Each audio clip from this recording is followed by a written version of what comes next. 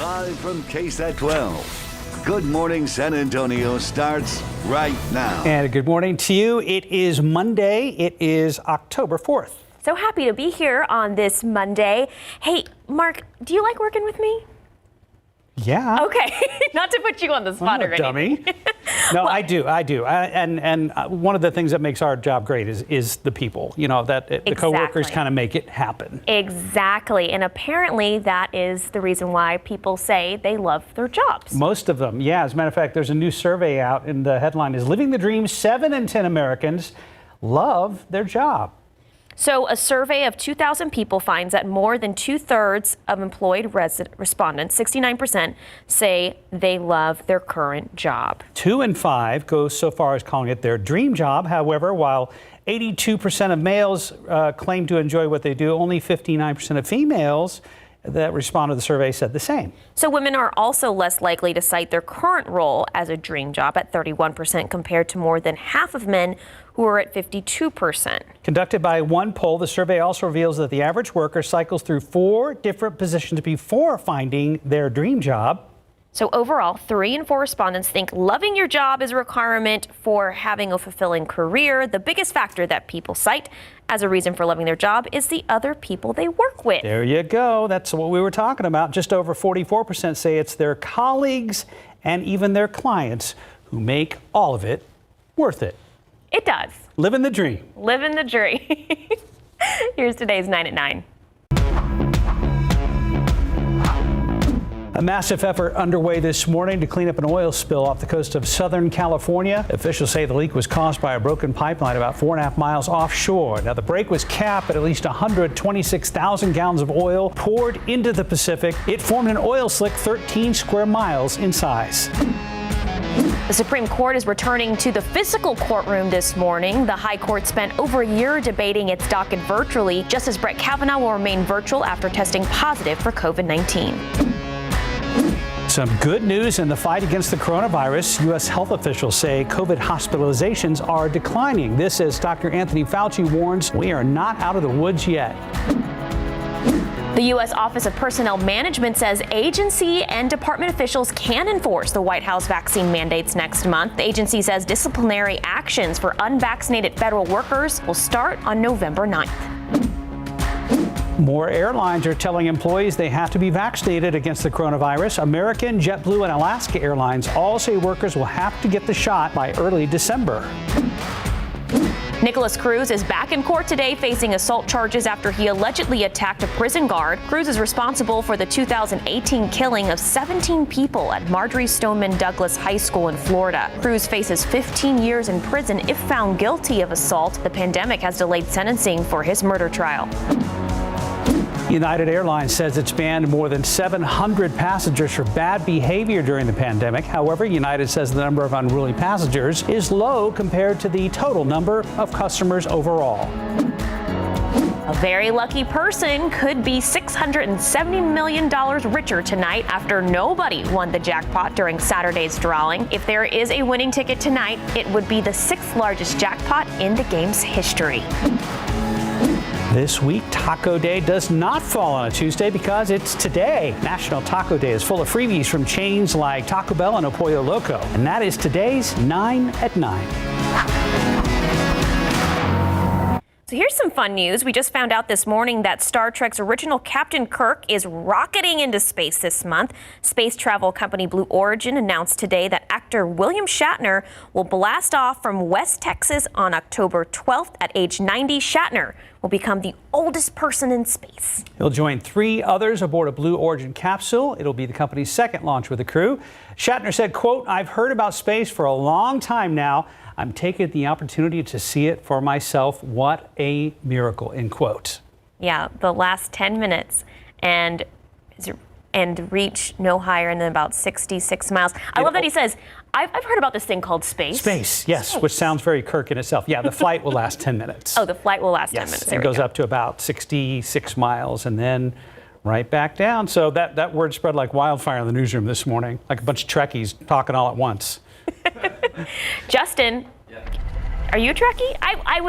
I would put my money that Justin was a Trekkie. I can't say that I am, but I think that's pretty awesome. I mean, at age 90, get to go up there. I mean, he deserves it. He does. Would you go to space? Maybe. In due time. We'll let Shatner try it out first. See how it works out. Goes. He actually tweeted about it. He said, now I can say something. It's true. I'm going to be a rocket man. Which is pretty cool. The fact that he's tweeting. He's boldly going where no sci-fi actor has gone before. Yes, there it is. Nicely done. Very exciting stuff. Also exciting, the beautiful weather we're going to see over the next week or so. 75 degrees right now. Dew point is at 63, but that number will start to come down. We'll get some drier air, and you're going to love the mornings that we have coming up this week. Up to 90 today. Clearing skies, northeasterly winds 5 to 10 miles per hour. And those clouds that we see out there right now, those high clouds, they will get out of here this afternoon. 66 Kerrville, 65 Comfort, 70 in Gonzales, 72 in Uvalde, 77 in Pleasanton. Pollen count, it's fall elm that tops the list today. It's in the high category, 560. Molds fall into the moderate category at 930. And ragweed, not much of a problem today. Here's the forecast. As we mentioned, up around 90. We get the sunny skies this afternoon. And that number, 90, is going to be pretty common this week in a 7-day forecast. We'll look ahead to that. We'll also check in on the tropics. It's been a while. We do have a couple of named storms out there. We'll let you know how things are shaping up there coming up in just a few minutes, guys. Thank you, Justin. Just about everybody should be at work right now, but we have some stragglers out there as the morning commute is coming to an end. Looking good right now. Some still fairly heavy traffic in the lanes there at 35 at Evans, and there's I-37 at Cesar Chavez. Well, it's been a back and forth dispute between San Antonio ISD and the Texas Attorney General over a COVID-19 vaccine mandate for SAISD staff members. So recently reported that the 45th Civil District Court Judge Mary Lou Alvarez denied the state's motion. Now, to give us a deeper insight of this ruling, we have digital journalist Faris Abawi. First off, Faris, thank you for joining us. But what does this court victory mean for SAISD? Yeah, Sarah. So basically, the vaccine mandate that SAISD has in place as of now will continue, is allowed to stand. And that mandate is set to take effect officially on October 15th.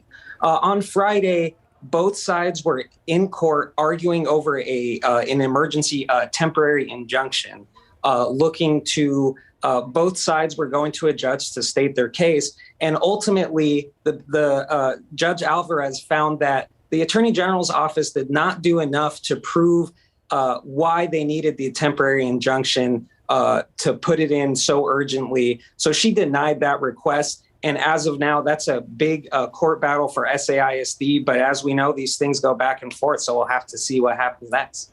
Well, and speaking to that, Faris, how do we think the State Attorney General's office will respond? Yeah, as soon as Alvarez's ruling came down in court on Friday afternoon, the attorneys for the Attorney General's office indicated they will be quickly appealing this decision to the Fourth Court of Appeals. Now, the Fourth Court of Appeals has typically sided with the local governments when we've seen these cases before. As you guys remember, the mask debate between San Antonio and Bexar County in the state. We've seen this before. The Fourth Court of Appeals typically rules in the favor of the local government, like San Antonio, Bexar County, or in this case, SAISD. But when the AG's office appeals to the Texas Supreme Court, that ruling more likely than not goes in their favor. So as of now, the appeals processes will be going, and that's all happening up until the actual trial is expected to happen, which won't be until next January. All right, Faris, so what impact will other states' court rulings on school employee vaccine mandates like New York's have on our local situation with SAISD? Yeah, Sarah, I know district officials will probably be looking at those to see exactly, the efficacy of it, how it works out, how they're able to deal with staff who maybe decide not to take the vaccine. So there will be a lot of practical things that SAISD will be looking at to see how those other vaccine mandates go through. The interesting thing is this court battle is really won over state law. So this will be, something that is unique to Texas during their battle here. And I think it's important to note SAISD is still the only school district in Texas so far that has implemented any type of COVID-19 vaccine mandate. So if SAISD is successful in this court battle, that might be the fuel that other school districts need to implement their own COVID-19 vaccine mandate. So it'll be really interesting to see, because I think this case right here could determine how the other schools in Texas operate. All right, fair enough. KSAT digital journalist Ferris Sabawi joining us live. Have a great week, Ferris. Thank you, guys. Appreciate it. All right, well, air travel and airports have been big talking points through this past 19 months. Obviously, air travel customers saw a dip at the peak of the pandemic, but we are starting to get back to normal levels, at least with leisure travel. Max Massey joins us live from San Antonio International Airport. Max, you say Southwest business executives were in town this past week. What for? Good morning, guys. They were here and they were telling me they were kind of walking on hollowed ground. That is because they were at the St. Anthony bar. If you guys don't know, Southwest Airlines was actually drawn up here in San Antonio, literally drawn on a napkin. Take a look at your screen. The idea was from two lawyers having a drink at the bar at the St. Anthony. They drew it on a napkin and it came into fruition. Now, the airline, it's about 54, 57 years old. And guys, obviously, it was a tough past 19 months. The execs were in town to talk to business leaders from around Texas, around the country. The VP of Southwest Business telling me demand dropped. Obviously, it was a tough time. There were flights with 0 passengers. Some flights had as many passengers as you can count on a single hand. So Southwest had to weather the storm, figure out how to take care of employees, adjust the network, match the seats, work with the schedule, work with the demand that was out there. And like you guys were saying, families are back to flying from point A to point B. But right now, the big concentration is business travel. We're focused on the business segment and business travel. So the leisure segment this June, July was effectively back, but the missing gap in the overall traffic patterns is businesses, not just that transient travel needing to get in and out of San Antonio for a quick meeting, but groups, conventions, exhibits. And like he was talking about, conventions, exhibits, obviously hospitality, leisure, going to hotels, going to restaurants, that is a huge part of our local economy. So coming up at 9:30, we're going to hear more from the Vice President of Southwest Business, talking about what the future of the Alamo City looks like in terms of air travel and what the future of business travel looks like. But for now, guys, take a look around. I mean, we've been doing stories here at the airport for the last 19 months, and this has got to be the busiest I've seen it. So like he was saying, their numbers are showing that leisure travel, families going from point A to point B, that is just about back. But right now, the concentration is business. And if we can bring more businesses to and from San Antonio, that means good for our local economy. So we'll check back in with you guys at 9:30. Sarah, Mark. Thank you, Max. Right now, it's about 9:10, 73 degrees still ahead on GMSA at 9. Well, coming up, an author shares his experience and knowledge through the pages of a book after working for a massive facility for unaccompanied minors. And how a last-minute decision led to a plane crash on a Texas highway just outside of Houston. This story coming up in your morning headlines with our David Sears. Welcome back, 9:14 on your Monday morning. In a new book, a veteran is sharing his experience after working at a shelter for unaccompanied minors. He says he is not talking politics and is instead entirely focused on the kids. So the goal of the book Viaje, written by Juan Vega, is to land in the hands of children who arrive seeking refugee status in the States and provide hope. Our Alicia Beretta spoke to the author and has more on the book. Good morning. Well, this is the book. It's tiny, but it's focused for little kids, so it's just full of pictures. Juan Vega says the shelters provide books for the kids to read, but one of them floored him. It was a comic form book that focused on kidnapping and gang members, so he decided to write this book, a children's book, to help them feel seen and ease the arrival process. Viaje. It translates to journey, and in this case, the journey of children leaving their homes for the promise of a better life. Most of the pictures describe the process of coming in, from the minute they leave to journeying through the Central America countries, Mexico, up until the border when they turn themselves into the Border Patrol. Juan Vega was inspired to put his experience and knowledge onto these pages after working for a massive facility for unaccompanied minors. I did get a chance to do that before I left the shelters. I used some of their ideas. I've spoken to maybe over 600 kiddos in my 6 years that I was working there. We spoke about their journeys. Some viajes were awful. Others didn't experience major problems, and some never even got close to the American dream. They're not going to forget where they came from. They're not going to forget what they endured. But this will ease it up a little bit, show that little human side that we know what you went through. Sometimes they were sad. Sometimes they would cry. Sometimes they would sing. A lot of times they didn't know what they were going to eat. They traveled with the same clothes and maybe one bag of clothing. Politics aside, Vega says this book is for and about the kids. My thing is, these children are here already. The best we can do is offer them hope, offer them the American dream. And that's what the book entails. The book is in Spanish because it was written thinking specifically about the children that arrived through the Texas-Mexico border. He does plan to translate it hopefully in other languages. Right now, Vega is in talks with organizations as well as shelters to have the book be included maybe in a welcome packet, but funding and official approval is still pending. And if you're interested in buying a copy, we'll have a link for you on KSAT.com. Alicia, I'm going to ask you Yes. kind of the default 9 a.m. question. Yes. How did you find out about this? So actually, Juan reached out to one of our producers via LinkedIn, and that information was shared with me. So finally, we were able to contact him and carry out this interview. Yeah. How many pages is that book? It looks really thin. It is 30 pages, but the last one is for them to identify themselves. So my name is and the country that they're from. Yeah. Very cool. The message is simple, but clear. Alicia Absolutely. Barrera, thank you. Thank you, guys. Justin joins us now, and we were expecting some rain last week. We did get some. Things kind of, you guys pared back the rain chances for the weekend. Everything kind of panned out. Yeah, it turned out pretty nice this weekend. It was a little warm. We're seeing some drier air starting to work in now, and I think this week's going to be really nice. It was kind of active last week. This week, not so much. Let's show you the cloud cover at this hour. We have some high clouds that are still streaming over top of us. No rain. I know it looks like there's a few returns there, but nothing on the radar really. That's a false return. But some of these high clouds will shift south here next few hours, and you'll start to see more sun, I think, as the day goes on. Still some clouds streaming southwest to northeast.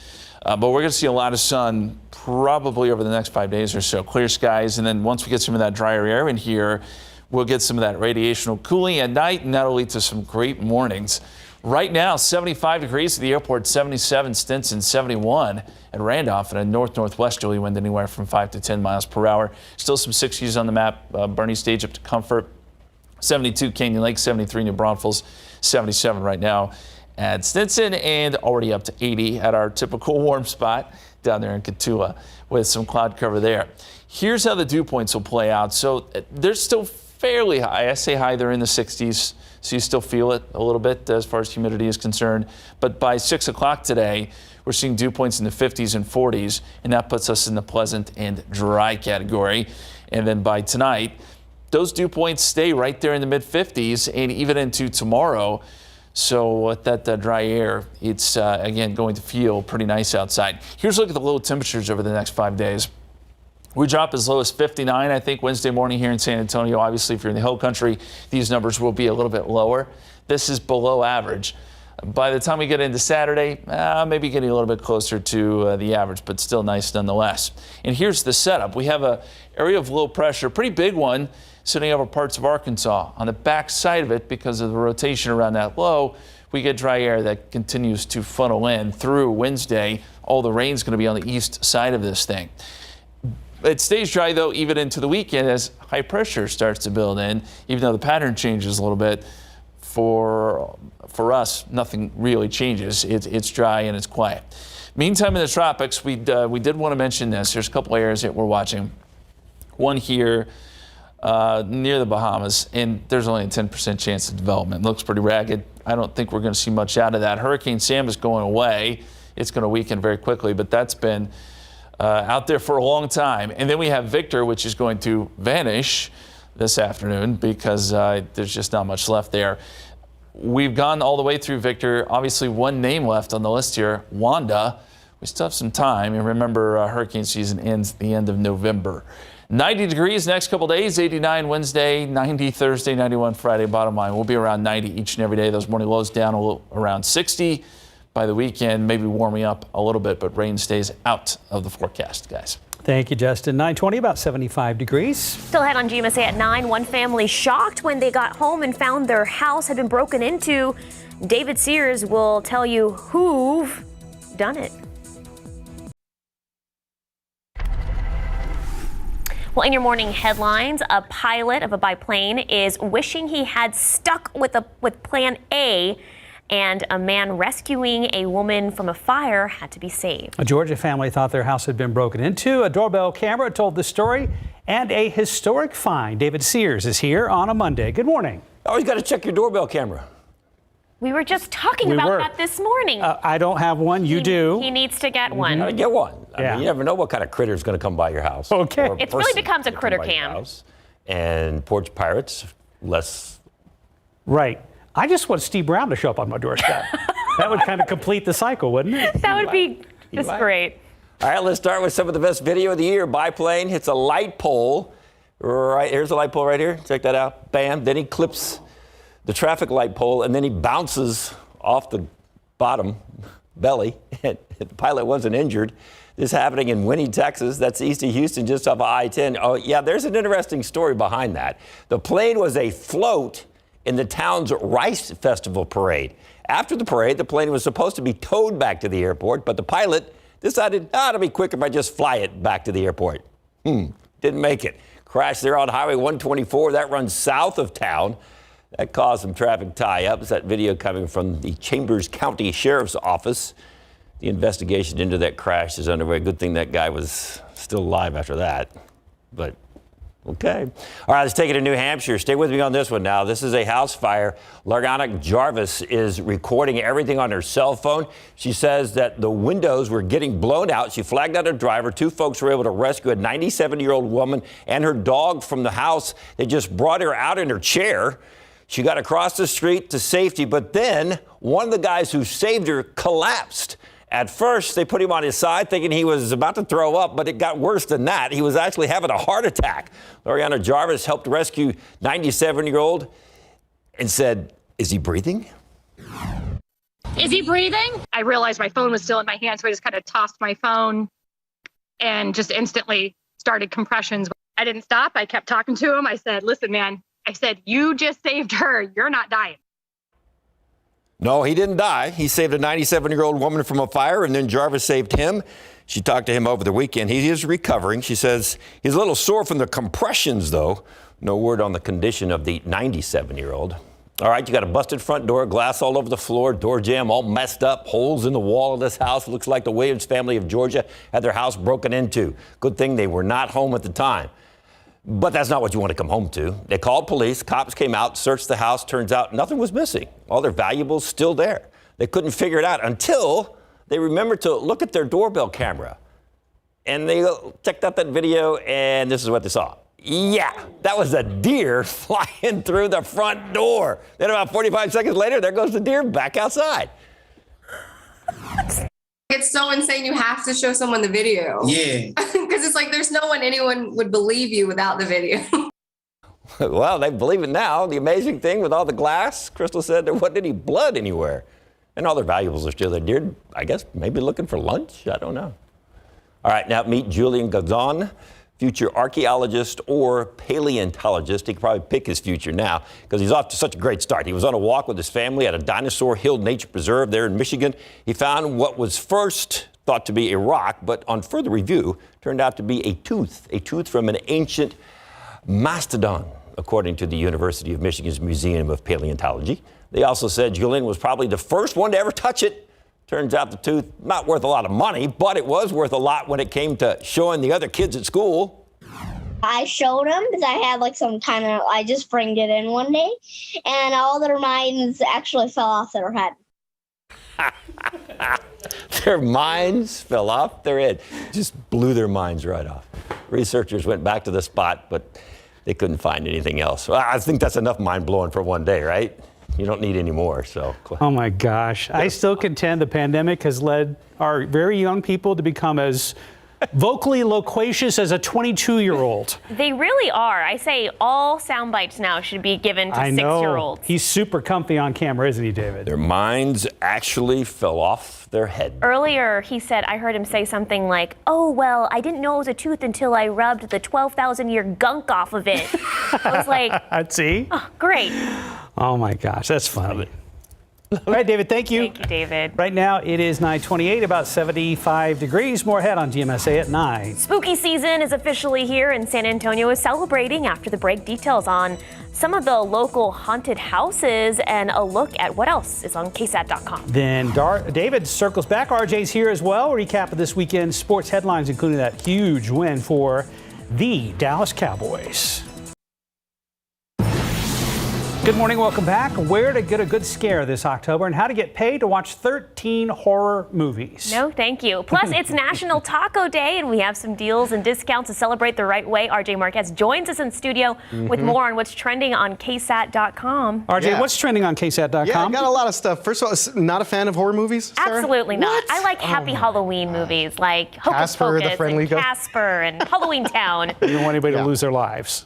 No. That's not included in this list. Yeah, we'll talk about that here in just a bit. But as you guys mentioned, October means Halloween for many people, and a fun way to get a scare and spend the season are, of course, haunted houses. And we have many across the San Antonio area, starting with the classics and the originals, the 13th floor right there, Fright Fest at Six Flags, Hallow Scream at SeaWorld, Ripley's Haunted Adventure there downtown. And if you're in for a drive, want to get a little bit more hands-on, really hands-on, how about a zombie safari hunt in Dallas that puts you in a response vehicle armed with a paintball gun? That's cool.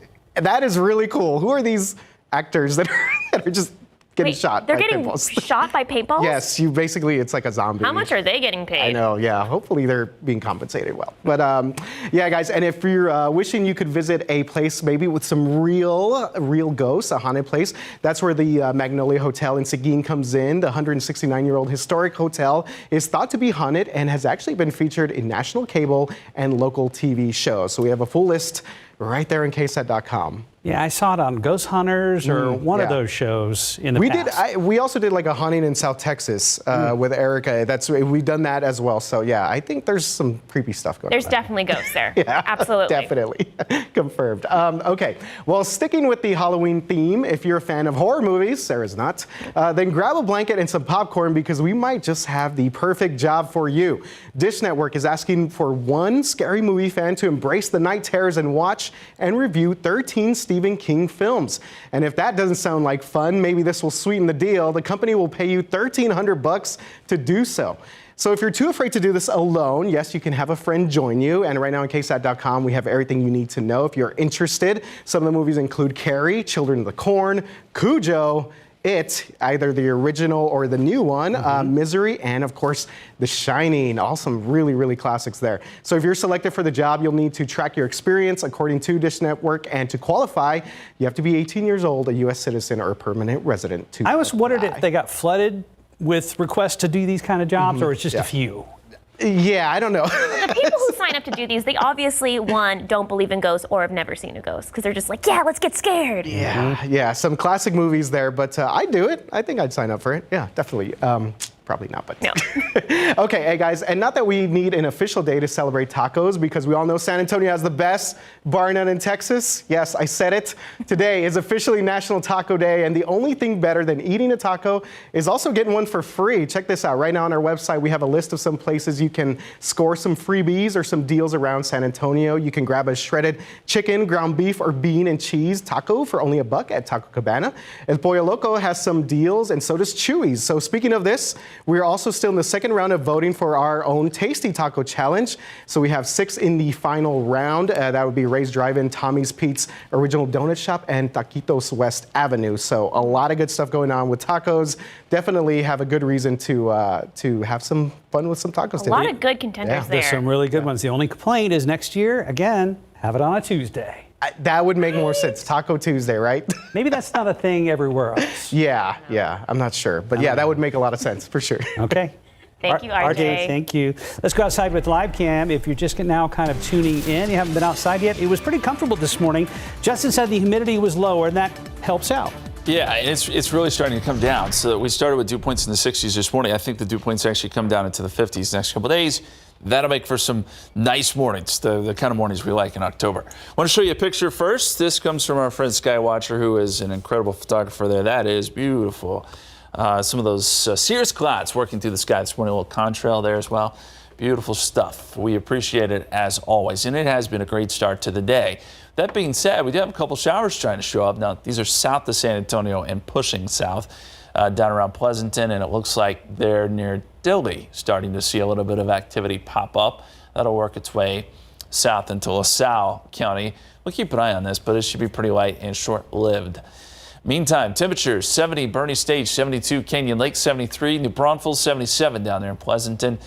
And forecast for today takes us up to about 90. I think skies will clear. We'll see sunny conditions and a northeasterly breeze around 5 to 10 miles per hour. Guys. Thank you, Justin. Well, did you know Southwest Airlines was drawn up right here in San Antonio? It was literally drawn on a napkin at the St. Anthony Bar.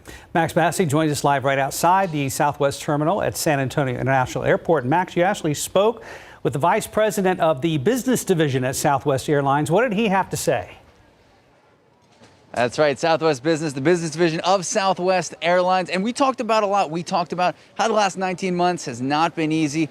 Told me that there were some flights with 0 passengers on board. But take a look now. I mean, we've been doing these stories since everything really shut down. And guys, leisure travel, I hate to say it, but it is back. I mean, this is probably the most crowded we've seen the airport. We actually just spoke to someone from the airport, and they said they didn't expect it to be this busy this morning. So the vice president of Southwest Business told me that he thinks 2022 is going to be the roaring 20s all over again. They are thrilled to get the network back up online, get back to work. Now, Southwest was actually able to add some new routes during this pandemic. It really does mean so much for local economies around the country and here in San Antonio. The vice president tells me it stimulates so much business, so much of the economy, jobs, new development, clearly the hospitality, tourism industry here in San Antonio, and he's optimistic about the future of the Alamo City. With all the population growth, a lot of the economic development, there's a lot of businesses that are interested in calling Texas and San Antonio home. We do see a path to grow even beyond pre-pandemic levels. And one of the reasons that Southwest Business was in town was to talk to local business leaders from across Texas and across the country. He said that the airline strategy, they look at past, current, and future routes, determining what strategically would be the best places to add new routes, add new and more direct flights. So guys, we're gonna have so much more on their strategy coming up on the news at noon. But for now, Sarah, Mark, back to you guys. Thank you, Max. Right now it is 9:39, about 77 degrees. You're watching GMSA at 9. It was a big weekend for sports. The Cowboys pounced the Panthers. Number 12's return to Gillette, and UTSA remains perfect. That's coming up. Well, the Cowboys are rolling, and Tom Brady makes his long-awaited return to New England. David and RJ are back to break down a fun weekend in football, including good news for the Longhorns and UTSA. Aggie's not there. Oh, it's the good news. Oh, shots fired immediately. I like A&M, sorry. The Pirates showed up in College Station. Yeah. He did. He showed up, yeah. Apparently sunk that Aggie ship. Treasure there. We do have some good news, though. The Cowboys. Remember last week we were talking about how people were already jumping on that Cowboys bandwagon. They're the best, and I said they need to put together some solid wins. Well, they got another solid win yesterday. And we've got some highlights. Pro football coverage, powered by Davis Law Firm. Right now. Yeah, Cowboys taking on Carolina Panthers, an undefeated Carolina Panthers team. And as you said, David, I mean, they really, with the exception of it being a close game in the first half, really all phases of the game working right now for the Cowboys. Offense, defense, special teams really looked pretty good last night. Yeah, the Panthers were actually beating the Cowboys 14-13 at halftime. The Cowboys came out and just blew them out in the third quarter. Dak Prescott ends up with 4 touchdown passes. Here's the key thing for Dak Prescott. That's a sweet pass to Amari Cooper, by the way. But the key for yesterday, he did not get sacked one time. And Carolina's supposed to have really good defense. Yeah, and did not get sacked. And only 14 completions overall. I mean, you talk about 4 touchdowns, 14 completions. When you got 4 touchdowns, how many completions do you need? Yeah, no, that's pretty much all the completions you need there. I think, again, defensively, and we're talking about Trayvon Diggs right here. This guy is a star right now. I was hearing him being compared to Deion Sanders with the start that he's had so far this year. Well, they talking about Everson Walls. Everson Walls was a ball finder. By the way, Zeke had 143 yards, best game of the season. So look at that wide, not like spin move, he's wide open. Cowboys defense, you talk about Trayvon Diggs, 2 picks. They also had 5 sacks. So now, yes, you can probably put them in the conversation with some of the upper echelon teams. The bandwagon is getting a little full now. So are we going to say it? Did we say it? Okay, I was going to say, should we say it? The S word? The S word? No. Oh, okay, we're not there. I'm telling you. Let's. They're looking very much like a team that could win the East. How about that? Let's go with that. Okay. Because you got Philadelphia, Washington, and New York. Good They play stuff, New York next. All right, let's go to the Texans. Oh, boy. You have some highlights from the Texans? Okay, that's enough. We're done with the now let's move on to Tom Brady. By the way, yeah, that was bad. Let's go ahead and move on to this New England. They lost 40. Did nothing to Buffalo. They got to get Tyrod Taylor back there. Davis Mills, he's having one of those rookie years. Yeah, they need a lot of stuff. I mean, Tyrod Taylor probably. Let's go to Tom Brady. Let's go to last night. There you go. The entire NFL world was waiting for that hug right there. Please hug it out. That's after the game. Yeah. And Bill Belichick just lost because the kicker clanked one off the upright. He did, yeah. Tom Brady makes his return to New England. He won 6 Super Bowls with the Patriots. Of course, won last year his 7th Super Bowl with the Bucs. So this was a highly anticipated game. Bucs take care of business here, as you said, clank that missed field goal. By the way, the quarterback, former Alabama Crimson Tide. He looks pretty good. He's pretty solid. Yeah. Not bad. Classic Boston crowd, though. He comes in, Tom Brady shows up, they're like, hey, it's Tom Brady. Yeah. And then he comes out to actually, play during the game, and they're like, boo, Tom Brady. Yeah. Well, I think they should promote whoever decided the Adele song for the Hello. Oh, I know, Adele. What was great. that? They used that one. They definitely used that one enough. That's enough Tom Brady. We got to go. Okay, I got to get to UT real quick. Oh, boy. We got a lot to cover here, and he's cutting his time. Look at this. Look at Bijan. Is this guy the best running back in the country? Oh, Dylan. Yes, Bijan Robinson, over 200 yards rushing, 30 carries. I mean, he has been incredible for UT. It's almost like they're just basically saying, you know what, just give the ball to Bijan. This guy right here, Jordan Whittington, a Cuero alum, a gobbler. That's what he was. Yeah, he made some big plays down the stretch. Texas, I think, got helped a little bit by the by the officials. But yeah, well, they always do. But we won't say it. Let's get to, is this the Aggies? Okay, Justin, how long you want us to stay on this? Give it about 2 seconds. Okay, we're good. Thank you. That's all you need to see right one there. Mississippi State, 2 Mississippi State. Wow. Wow. Mike Leach comes back and wins in College Station. Mike Leach is 14. He loves playing against any Texas schools, any sort of his old glory that he had with Tech. Okay. Yeah, he loves coming in. Okay, sorry, Aggies. They dropped out of the top 25, by the way. They were started. They did, and that's tumbling. Hey, okay, UTSA. Now, UTSA should be in the top 25. They only got 10 votes from the AP, but they did get like 13 from the coaches. But they beat up on UNLV. Yeah, took care of business at home. Pretty raucous crowd there at the Alamo Dome. And Frank Harris, again, putting together a special season. You always talk about Sincere McCormick, young man right there, is always making plays. But Frank Harris, as the quarterback, has really, really been solid throughout the year. So UTSA now 5-0. They've only played one conference game, though. Yes. So they're 1-0 in conference. Yeah. So that's going to get a little tougher because there's some good teams in conference. That's all true, but they're trying not to eat the cheese. And don't eat the cheese. Before we go, Texas Tech was on the road and beat West Virginia with a last-second field goal. So Texas Tech is now 1-1 in the Big 12. Yeah. Yeah. And Justin, you're welcome for us lingering on those A&M highlights. It's like he's hanging on to the desk, struggling. A&M. It was a rebuilding season. Here we go. We're ranked like 5th. Setting ourselves up for next year. Wow. David and RJ, thank you guys. Rebuilding. Better get some wood or something. Nails, something. Rough weekend all the way around for the Yankees. Let's start with the radar, guys, and we'll show you that we do have some showers starting to pop up south of town. These are going to be short-lived, I think, and probably aren't going to be too much of a problem, but we are noticing those just south and east of Dilley, and then another little shower right around Jordan that's looks like it's slowly moving south, maybe putting down a little bit of rain there just east of 16, probably just outside of Jordanton right now. That's all we have on the radar, and again, we're not expecting much today. Once these move away, we're not looking for any rain here in San Antonio for sure. There's the scene outside, and we've got some cirrus clouds working across, 75 degrees at the airport. North-northwesterly winds at about 5 miles per hour. Dew point is at 63. Good news, that number is going to drop. We'll get some drier air in here this afternoon. And you see some of those cirrus clouds working through at this hour, but north of that it is fairly clear, and that's why I think skies are probably clear gradually through the day. 73 New Braunfels, 70 in Seguin, 72 Hondo, 77 right now in Castroville, 78 down there in Kennedy, and you can kind of see some of those clouds bubbling up there down to the south. 83 right now in Cotulla. Dew points are in the 70s down there across our southern counties. One of the reasons we are starting to get a few showers, and then the drier air is working in from the north.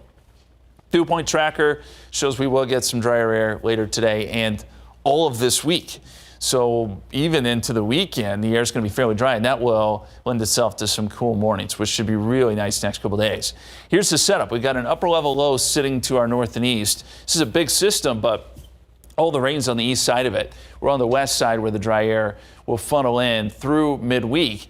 That will move away, but then high pressure moves in, upper level high moves in from the southwest, so that just keeps us dry into the weekend. Maybe a pattern change by Sunday into early next week, but right now we're leaving rain chances out of the picture. As I mentioned, it is the morning lows that will be awful nice next few days. 60 tomorrow morning, 59 Wednesday morning, 62 Thursday, and that's a little bit below average. We may come back up close to average by the weekend. And the extended forecasts, we're going to go 90 tomorrow, 89 Wednesday, 90 Thursday, 91 Friday, low 90s this weekend. You get the idea. Around 90 each and every day here, with morning lows right around 60 degrees. We'll be right back. Tomorrow on GMSA, when you think of Hispanic heritage, many South Texans think of the history, culture, and food, especially tamales. They come in all shapes and sizes, and there's a meaning behind them. That's tomorrow on GMSA. Let's take a look at TransGuide as we approach the top of the hour. The morning commute wasn't too bad overall. Very light traffic now at Loop 410 and Broadway. There is I-10 at Vance Jackson. Well, Halloween is right around the corner. A lot of people are on the Nextdoor app, and their annual treat map is out. Yeah, it was released on Friday. So Nextdoor's most popular seasonal feature unlocks an interactive local guide for the #1 neighborhood holiday. This year, Nextdoor teamed up with the Reese's brand, and to make sure, kind of just tells you who's giving out treats and what they're doing and they're decorating. That's exactly right. Yeah, neighbors can now share how they plan to celebrate Halloween. It's an easy way for neighbors to bring the season back to life. According to a recent poll of nearly 40,000 neighbors nationwide, 85% are planning on handing out treats this Halloween. 68% plan on having beautiful decorations, and 53% plan on being the ghost, with the most by doing both. So if you are filling your candy cauldron and handing out treats, mark your home with the candy icon so trick-or-treaters can know that they can stop by. If your home be decked out in ghoulish adornments, tap the haunted decor icon to attract fright seekers. And also, if you're feeling spirited, you can do both. So you select the ghost icon. Neighbors can then explore the treat map to find the best streets for treats and plan a festive Halloween night sightseeing route. And Nextdoor, or Reese's, said Halloween's one of course, our favorite holidays here at Hershey's. We're thrilled to be able to help Halloween lovers celebrate the fun of the season and make more moments of goodness with their friends and neighbors by sponsoring Nextdoor's treat map. Nothing is more sad. Like last year, I got like 3 trick-or-treaters. Yeah, same. Waiting outside. This year will be so better. Excited for them.